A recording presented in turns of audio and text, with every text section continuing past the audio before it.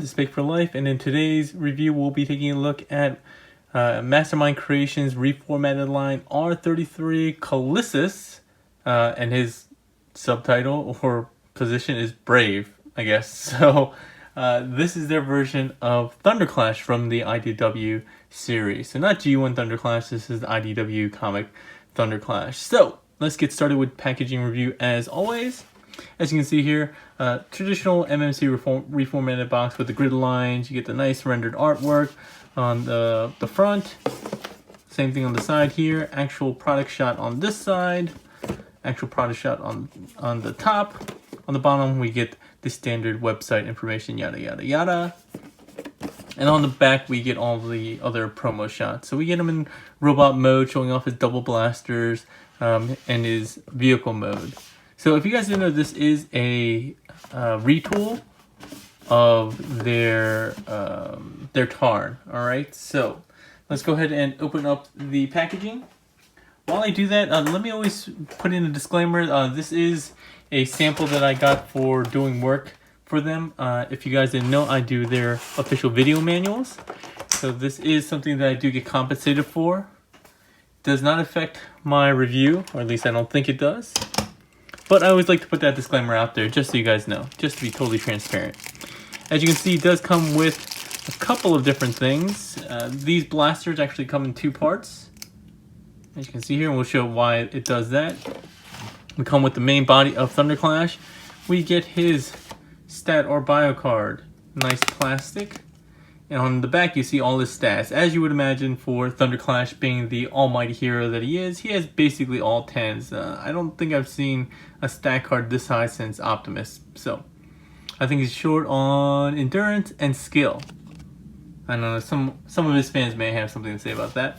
He also has his instruction manual / comic book. So you can see here his instruction manual. The instructions are pretty good. You can see an early render of Stray, their drift mold, which obviously substantially changed. And then on this side, when you flip it over backwards, you get some comics continuing. So arts and colors by Hino Mars 19 and story by Hector Sigma and Marty Prime. So I'm not going to spoil that for you. You can go ahead and read that. I actually don't read them. I don't know why. I just never got into them. But if you want, that is issue 33. Wow, that's a lot of releases. So first and foremost, let's start with these. Because in alt mode, you can plug them in here. You're going to kind of use these ports and these rectangular tabs on the purple section. I guess if you wanted, you might be able to... No, yeah, only these fit. And these do rotate around, so if you wanted to kind of go like this, or to the side, whatever you want to do, you can go like that.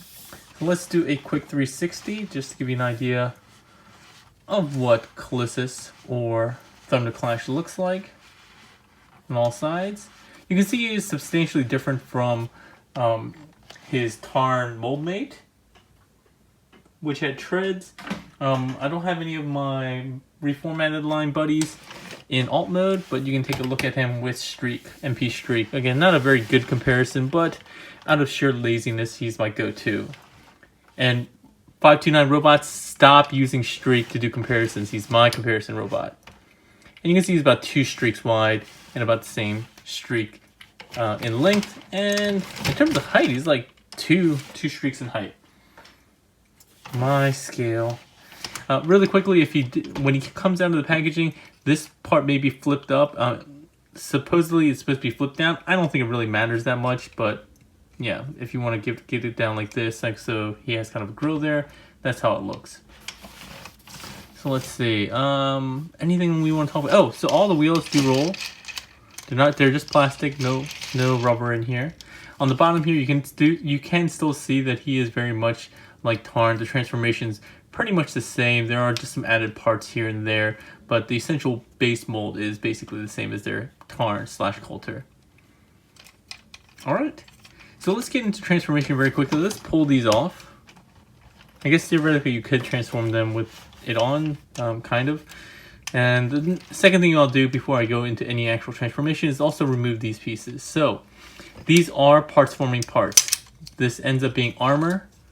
Really not armor, but actually combines with these blasters. I forget if it's, I think it's like this. Yeah, see, I think you're supposed to put in this section into it there. All right, so let's leave it like this for now. Nope, sorry. They have to be mirrored. That would make a lot of sense. So this one, and this one goes like this. Sorry about that detour. Let's move that off to the side. You can see the paint here really quickly, I guess, before I do transformation. There is some overspray here and not a lot of good detail on the circular parts, but everything else seems pretty clean with the gold and purple and stuff like that. People did complain about this greenish color, I guess, green. It's supposed to be more teal. Apparently, according to Lazy Azza, he said that it was supposed to be purple, but there was a mistake at the factory. It's supposed to be a little bit more bluish, and you can actually see it in the, this one here is a little more blue, and even in the comic right here, you can see it's a little bit more blue. But I don't think it's bad color. I think it looks fine. So let's go ahead and get into transformation. First thing we'll do is pull this up. It's tabbed in here. Just pull it up like that. We're actually going to bring it around. First thing we'll do is separate this section. This folds in. This kind of folds up. This closes. And you're going to rotate this around like that. So you're going to see the hollow parts of the wheel. If you want, you can go ahead and rotate it the other way and fold it down, but it just won't lay flat. So that's why they want you to go like this. All right, so same thing on the other side. We're going to untab it here. We're going to separate these two sections, fold this in, fold this up, back, around like that. Coming up to the front, you can kind of untab this section, loosen this up, and then you'll come untab the feet. Just pull up on the toes like so.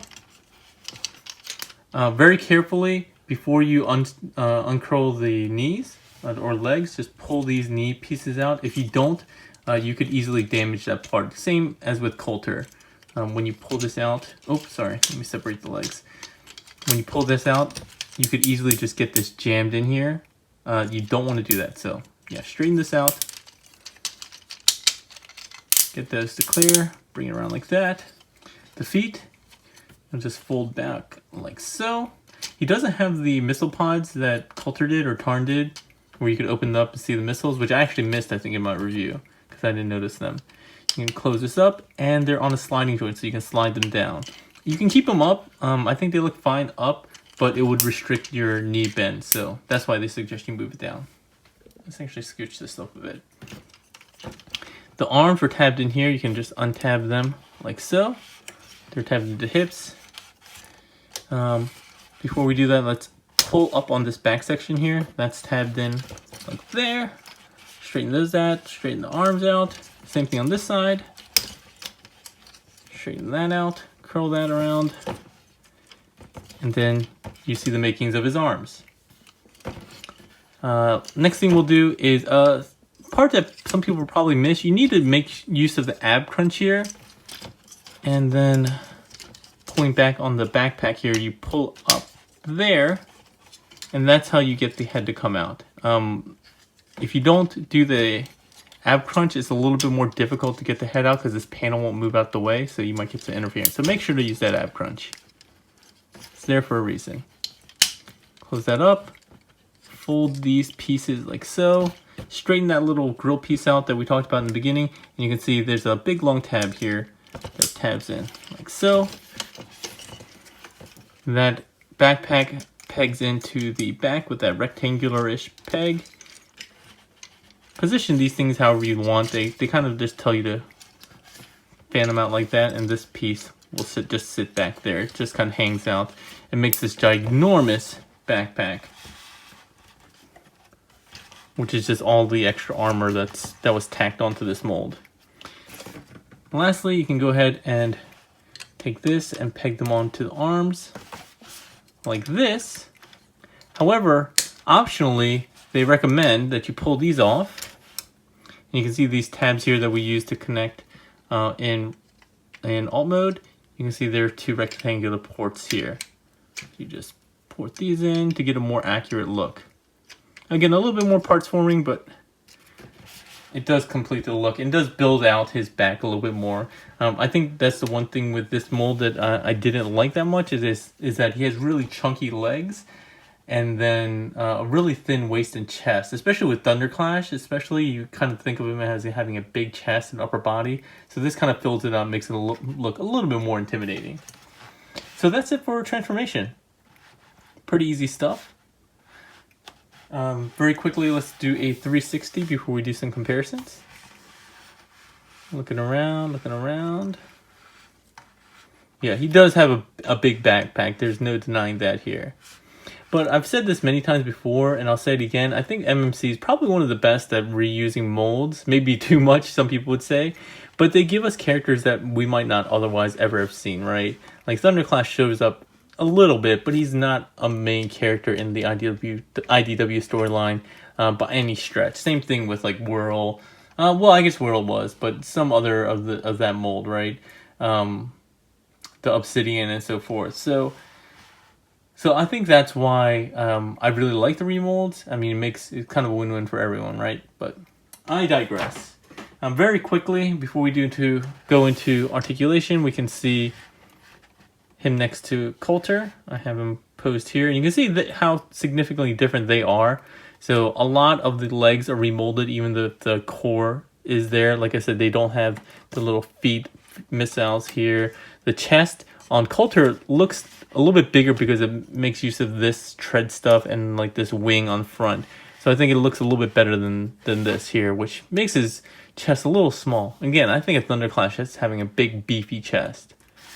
The backpack is much more svelte on Coulter, but that's because all this extra armor stuff to make it into a more car, truck, ATV, as opposed to a kind of a flat tank that Coulter is. But yeah, even the stuff down here is remolded on the back. But yeah, significant remolding of this mold. And again, that's another positive part of MMC. They don't just straight recolor. They do pretty significant remolds that are kind of intelligent. And I'm guessing they do that really early on in planning. I think they do that specifically. So very smart of them. Let's see, articulation. I think his head is on a ball joint. Yeah, I think it's on a ball joint. Yep.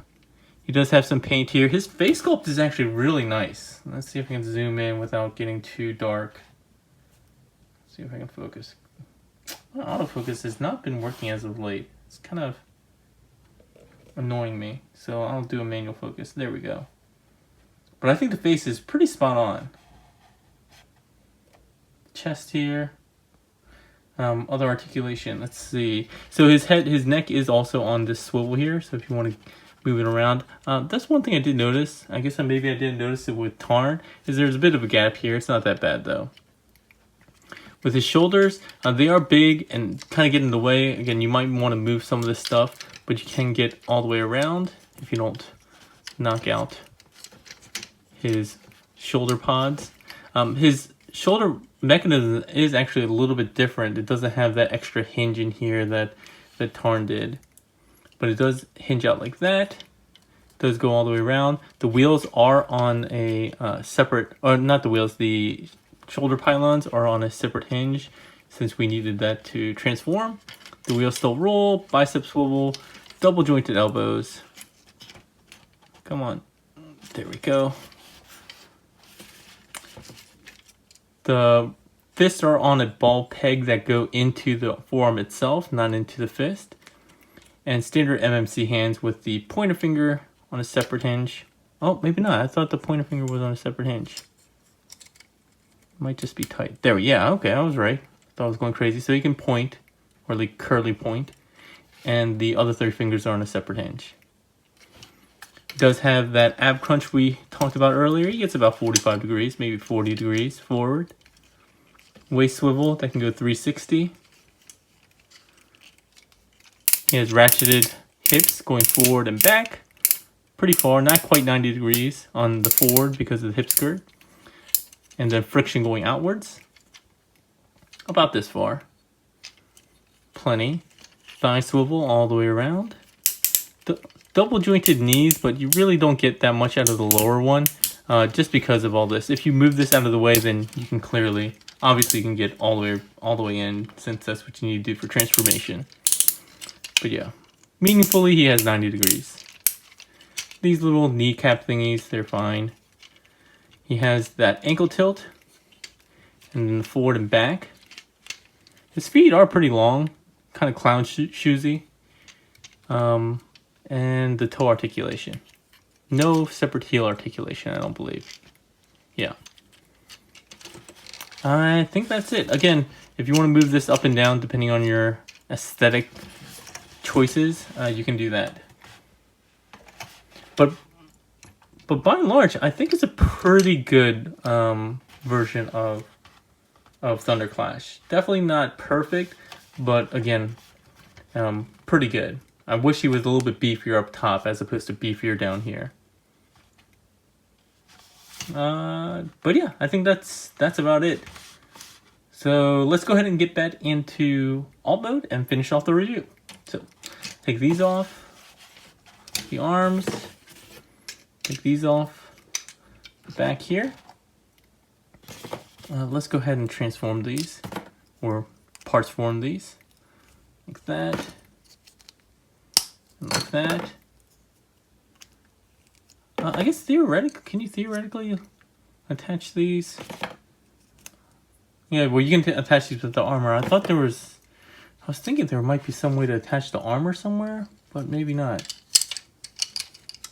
Yeah, doesn't really look like it. Yeah, okay, sorry for that tangent. Don't get distracted, Henry. Alright, so transformation wise, let's start with the upper body. So let's unpeg this. Remember to do the ab crunch. Open up that panel, flip in the head. Close that up. Untab this and bring this all the way up. And that will go in. Oop. Sorry, I pushed that in too far. And push this in to here for now. Let's just leave that. The arms, let's see if I remember this correctly. We're gonna have to get this part into the hips. So straighten out the ab crunch. What you're gonna do is kind of accordion this in like that. And these are gonna tab into the hips. Like so. So you're not rotating 90 degrees outwards at the elbow joint or the bicep swivel. If you want to hide the fish, you can like turn them or whatever. It doesn't really matter though. This piece we're going to flip down, and remember that tab is there. Alright. Coming back here, straighten this out, slide it. I should slide it up. Yeah, there we go. Slide it up. And then there's these two tabs on this white part that tab in there. Same thing on the other side. Straighten out the toes, or the feet, as it were. And we're going to bring these all the way around. Kind of flip these out the way. You might want to have to do one at a time. That came undone.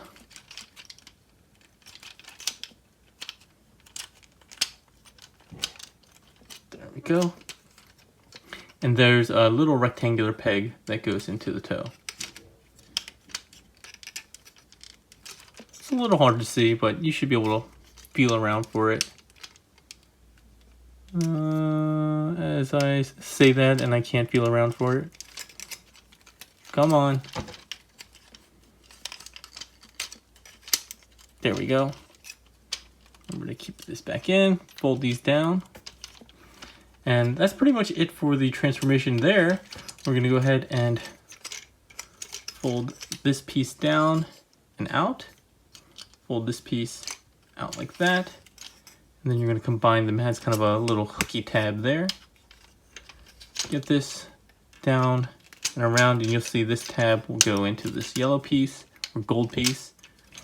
And then when you come down here, you see this piece will tab into the other side of the arm. This one I wish was a little bit tighter. I've noticed that it doesn't seem to want to stick all that well. It's not that critical, but again, it would be nice to have.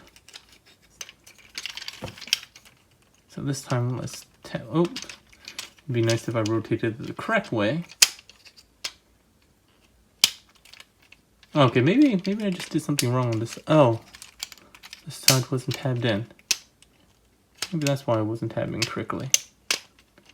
No. Still not tabbing in all that well.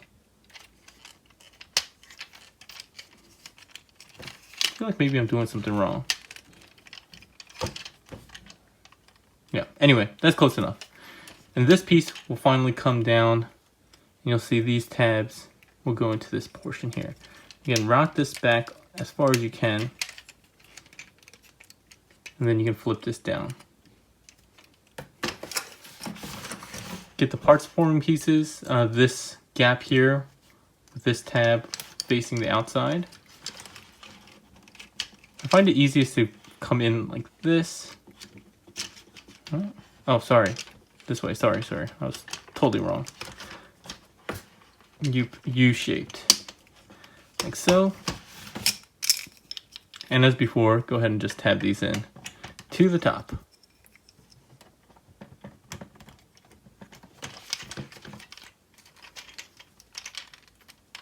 Oh, maybe that's why this piece isn't... Oh, you get the idea. It's fine. It's fine. You get it. But yeah, there we are back in alt mode. Final thoughts. I like this figure a lot. I was surprised I didn't really love Thunderclash other than the fact that he was almost like a caricature / meme in the series. He shows up a couple times. I think the alt mode isn't that close, but it's not that far off either from what we've seen from certain iterations that we've seen of his alt mode. It's not perfect, but again, it's a remold, so I think it's close enough. It's believable enough. It's chunky enough. It has kind of the big, I guess, design elements like this part here, all the wheels and stuff like that, that make it close enough where it's believable. As far as trying to get this guy, you can pre-order him, or actually they might already be available from Toy Jojo by the time this video goes live. So you can order that using the link below. If you like the video, please give it a thumbs up, share and subscribe. If you didn't like the video, go ahead and give it a thumbs down and let me know what's wrong. Alright, that's all for today, everyone. Hope you have a good one.